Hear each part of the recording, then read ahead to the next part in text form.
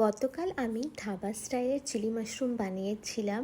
আর কালকে পার্ট 1-এতে আমি শেয়ার করেছিলাম আপনাদের সাথে যে কী করে মাশরুমগুলো কেটে আমি এটা ভালো করে ডিপ ফ্রাই করেছিলাম।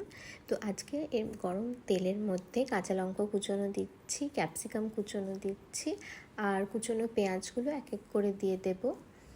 দিয়ে তারপর এটা কিছুক্ষণের মতন একটু নাড়াচাড়া করে নিয়ে কিছুটা হালকা ভাজা হয়ে গেলে এর মধ্যে জিঞ্জার গার্লিক পেস্ট অ্যাড করব, দিয়ে আন্দাজ মতো নুন দেব, দিয়ে এটা আবার কিছুক্ষণ নাড়াচাড়া করে নেব। দিয়ে টমেটো সস আর সয়া সসটা মিক্স করে আমি এটার মধ্যে অ্যাড করছি।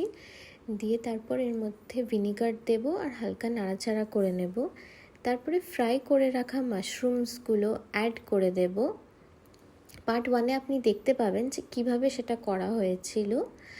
আর এরপরে এর মধ্যে আমি কর্নফ্লাওয়ারের একটা ঘোল বানিয়েছিলাম জলের